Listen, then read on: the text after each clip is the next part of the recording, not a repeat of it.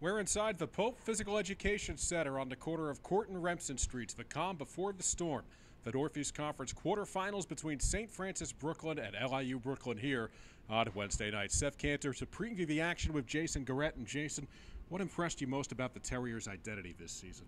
It was the fact that they were consistent in the identity. Oftentimes you see teams play completely different at home than they do on the road. This Terrier team won at home and they won on the road. They only lost one conference game here in Brooklyn Heights, and they only lost 3 out of 9 total conference games on the road. So they were able to do it both here at the corner of Court and Remsen Streets and everywhere else in the NEC, which makes you really confident about this team's chances heading into the playoffs. We have to start with the success of this team inside the foul line. Rebounding, offensive rebounding, shot blocking, that was really their strength this year. Absolutely. It's been their strength every year, but this year it was especially their strength, and it's something that they could lean on. Jalen Cannon, what more can you say about Jalen Cannon? He's the best player in the history of the school. AMD fall blocking shots left and right.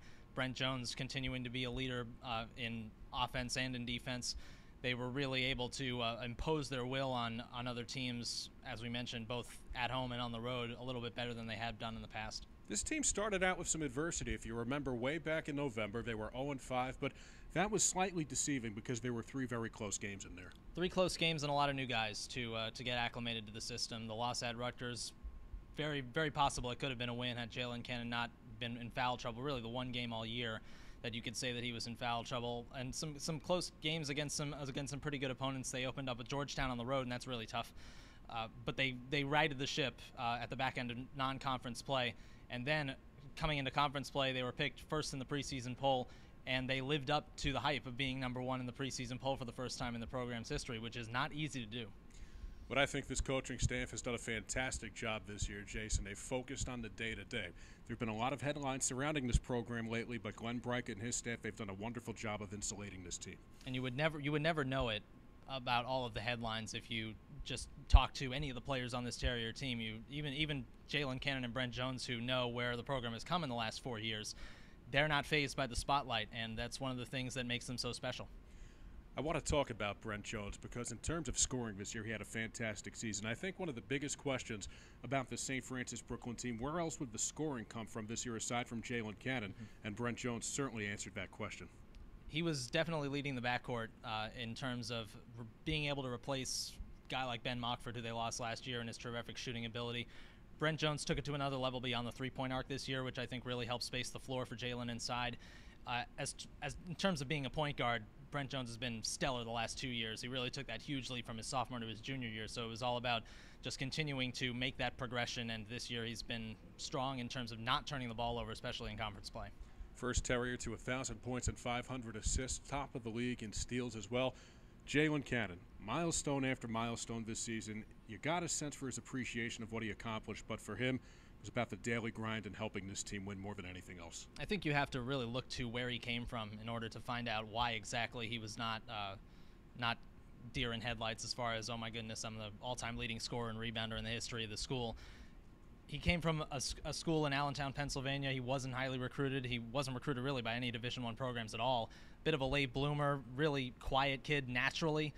You look at all of that, you combine those things and taking it into his career at St. Francis, he gets the job done. He doesn't really get all of the accolades normally, especially early in his career. He was more of a junkyard dog type of player.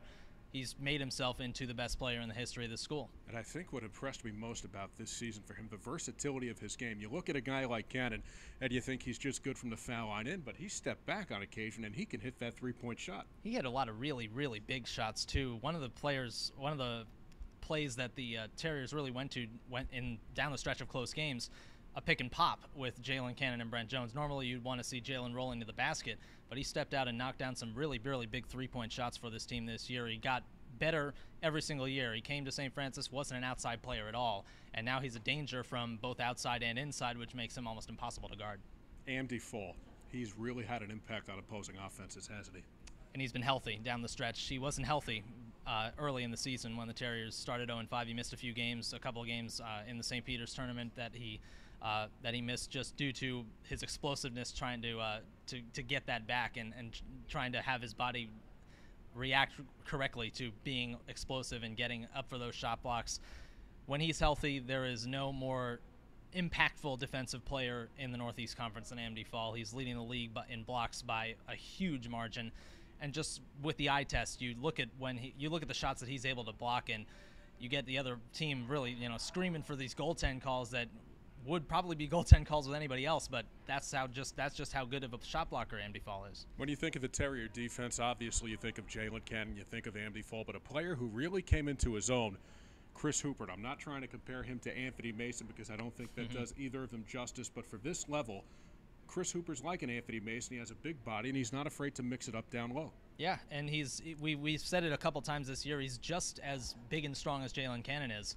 He just doesn't have nearly the polish on his game. You mentioned Anthony Mason. It's funny that you, of course, mentioned that name here in Brooklyn, well known around these parts, but very apt description of Chris Hooper. He's gotten into foul trouble with that physicality a little bit this season, but late in the season, I think he's really been doing a better job of that. He started alongside Jalen Cannon, which gives the Terriers two very physical inside players, and he's just done a great job of adjusting as the season has gone along, and now you have right now late in the season where he's starting every game and contributing almost every game. So let's fast forward. Wednesday night, LIU Brooklyn. In my mind, it's a terrific quarterfinal matchup because from an intensity standpoint, this is the closest thing you're going to see to a championship atmosphere in the first round of a conference tournament. It is going to be absolutely ridiculous here in this gym. I think it's going to be standing room only, to be honest, because even when LIU has not been as good, they have always brought their fans. You can say the same thing about Wagner, really. The local teams around this area, when they play here in Brooklyn Heights, they bring their own fans, and the game is just ratcheted up in intensity so much. With the playoff atmosphere, with the playoffs being here, with LIU coming in, it should be even more intense than usual, which is really saying something because it's always intense in the Battle of Brooklyn. It should be an excellent, excellent game. I know we were talking before, you don't really see it as a 1-8 matchup because of the rivalry that has gone on between these two teams over the years. There's so many storylines involved with this. Obviously, these two teams have played twice this year. The Terriers have won both. So St. Francis looking to beat LIU Brooklyn for the third time this season. It took so long for this program to turn the corner against LIU. That's another layer to this. Absolutely. LIU was the team to beat for 3 straight years in the NEC, and they were the top dog.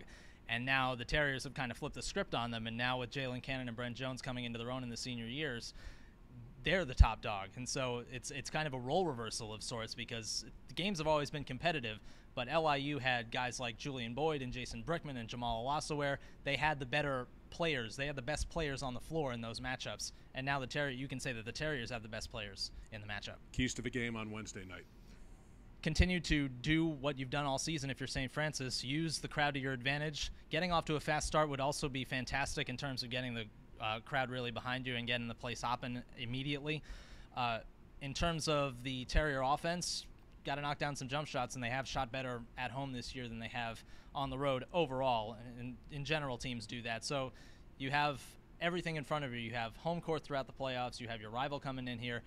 There should be no motivational techniques needing to be used by Glenn Breichel whatsoever for this game on Wednesday. I would agree. A couple of things here. First and foremost, I think the Terriers can really have a lot of success in this tournament if they don't become a team that relies on the three. They're not a three-point shooting team. That's the one weakness they have in their game. They've also had some trouble defending the three as well. What I also like about this Terrier team, they found a way this year to close out games. That's been more in the developmental stages over the last few years. They'd had some trouble in the last few minutes, but this year they've really been able to put their foot on the opponent's throat. I think you got to credit Brent Jones for that, turning the ball over minimally this year. He's the guy who orchestrates everything offensively, especially late in games. You want your point guard to have the ball, especially one as steady as Brent Jones has been. One of the reasons the Terriers have had success, they've been in close games. As you mentioned, they've closed them out. Big three-point shots by Jalen Cannon that we mentioned before. They've just gotten the job done, which is what you want to see from your team coming into playoffs. That, and they've also been able to limit the opposition's runs this year. Well, it starts here Wednesday night, 7 o'clock, Pope Physical Education Center, quarterfinals of the Northeast Conference Tournament. St. Francis Brooklyn, the top seed throughout. We hope you join us here for what hopes to be a special run on the corner of Court and Remsen Street. For Jason Guerrette, our production crew, Seth Cantor saying thank you so much for tuning in from the Pope Physical Education Center.